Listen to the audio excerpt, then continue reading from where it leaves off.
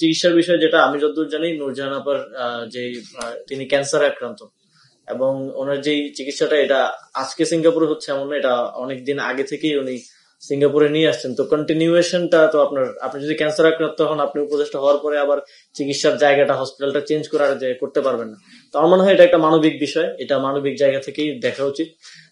চিকিৎসার কন্টিনিউয়েশন এক হসপিটাল থেকে আরেক হসপিটালে নিলে এটা অনেক ইমপ্লিকেশন আছে, আপনারা এটা অবগত আছেন। প্রথমত আমাদের যেই কার্যপরিধি স্থানীয় সরকার বিভাগের, সেটা প্রাথমিক স্বাস্থ্য পর্যায় পর্যন্ত, আর বাকিটার জন্য স্বাস্থ্য মন্ত্রণালয় দায়িত্ব আছে, আপনারা জানেন।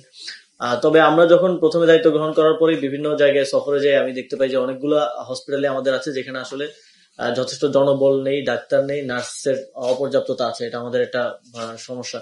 তো তখন থেকে আমরা আমাদের স্বাস্থ্য মন্ত্রণালয়ের সাথে এই বিষয়গুলো নিয়ে কথা বলি। তো এই বিষয়টা নিয়ে কাজ করতে গিয়ে আমরা দেখি যে আমাদের স্বাস্থ্য মন্ত্রণালয়েরও যথেষ্ট জনবলের ঘাটতি আছে এবং ডাক্তারদের একটা ঘাটতি আছে। সেই সমস্যার সমাধান কল্পেই আমাদের ক্যাবিনেটের একটা সিদ্ধান্তের ভিত্তিতে একটা স্পেশাল বিসিএস এর মাধ্যমে ডাক্তারদেরকে নিয়োগ দেওয়ার একটা সিদ্ধান্ত হয়েছে, আপনারা ইতিমধ্যে জানেন। আশা করি এই নিয়োগ কার্যক্রমটা সম্পন্ন হলে আমাদের বড় পরিসরে এই সমস্যাটার একটা সমাধান হবে।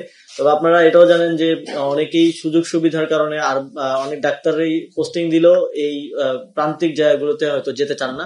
সেক্ষেত্রে আরো কি ধরনের ইনসেনটিভ তাদেরকে দেয়া যায়, আরো কি ধরনের সুযোগ সুবিধার করা যায়, সেটা নিয়ে আমরা কাজ করছি, যাতে করে ডাক্তাররা সেখানে কাজ করতে উদ্বুদ্ধ হন এবং প্রান্তিক হাসপাতালগুলো যেগুলো আমরা করছি সেগুলো যথাযথভাবে এবং এফিসিয়েন্টলি রান করে। এই বিষয়ে স্বাস্থ্য মন্ত্রণালয় এবং আমাদের স্থানীয় সরকার বিভাগ একসাথে কাজ করছে।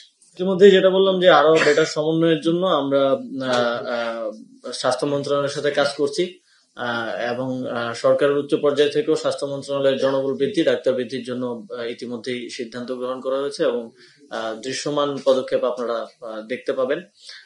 আর 5 আগস্টের পরে অনেকগুলো ক্ষেত্রেই আসলে স্থবিরতা দেখা দিয়েছিল। আমরা ইতিমধ্যেই সেই জায়গাগুলোতে উন্নতি করতে পেরেছি এবং আরো আমরা কাজ করে যাচ্ছি।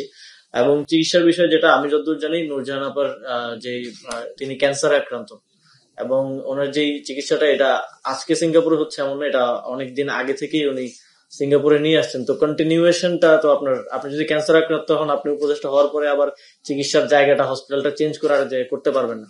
তো আমার মনে হয় এটা একটা মানবিক বিষয়, এটা মানবিক জায়গা থেকেই দেখা উচিত। চিকিৎসার কন্টিনিউয়েশন এক হসপিটাল থেকে আরেক হসপিটালে নিলে এটা অনেক ইমপ্লিকেশন আছে, আপনারা এটা অবগত আছেন। তো এবং আমি মনে করি যে এটা আমাদের সবার দায়িত্ব, যারা এই পলিসি মেকিং এর জায়গায় থাকেন এবং সামনেও আসবেন, দেশের চিকিৎসা ব্যবস্থাটাকেই এমন জায়গায় নিয়ে যাওয়া যাতে করে এরকম দুরারোগ্য রোগগুলোর চিকিৎসা আমরা দেশেই পেতে পারি। ইতিমধ্যে আপনারা জানেন এই বিষয়ে অন্তর্বর্তীকালীন সরকার অনেকগুলো উদ্যোগ নিয়েছে। আমাদের চিকিৎসার ক্ষেত্রে আমরা একটা দেশের উপর খুব বেশি নির্ভরশীল ছিলাম, সেই জায়গা থেকে আপনারা জানেন ইতিমধ্যেই আমাদের দেশে চায়নার সহযোগিতায় কয়েকটা হাসপাতাল করার ব্যাপারে কমিটমেন্ট এসেছে এবং এই কাজগুলো হয়ে গেলে আমি মনে করি আমরা বাংলাদেশেই আমরা যথেষ্ট আত্মনির্ভরশীল হব স্বাস্থ্য খাতে। ডেঙ্গু নিয়ে আমরা কাজ করছি, তবে এই ডেঙ্গু নিয়ে কাজের ক্ষেত্রটা আপনারা জানেন অনেক ডাইভার্স। এখানে আমাদের জনসচেতনতা থেকে শুরু করে চিকিৎসা সবকিছুর একসাথে করতে হচ্ছে এবং আমি এই বিষয়ে আহ্বান জানাবো নগরবাসীকে, বিশেষ করে এই যেই কারণগুলোতে ডেঙ্গু ছড়ায় সেই বিষয়গুলো নিয়ে আমরা জনসচেতনতা করছি। টিভিগুলোতে আপনারা জানেন অ্যাড যাচ্ছে, এই বিষয়গুলো একটু ফলো করা এবং এই সচেতনতার যে দিকগুলো সেগুলো মেনে চলা, যাতে করে ডেঙ্গুর প্রজনন, এডিস মশার প্রজননটা আমরা নিয়ন্ত্রণ করতে পারি এবং ডেঙ্গুর প্রকোপটা নিয়ন্ত্রণে আনতে পারি। তবে এক্ষেত্রে আমাদের যেই এক্সিস্টিং স্বাস্থ্য ব্যবস্থা হঠাৎ করে এরকম যে ডেঙ্গুর সময়টা আসলে একবারে যে চাপটা বাড়ে, সেটা অনেক সময় আপনারা জানেন যে নিয়ন্ত্রণ করা বা মেনটেন করাটা কঠিন হয়ে যায়। তবে এক্ষেত্রে আমরা সমন্বয় করছি স্বাস্থ্য মন্ত্রণালয় সহ সংশ্লিষ্ট সকল কর্তৃপক্ষের সাথে।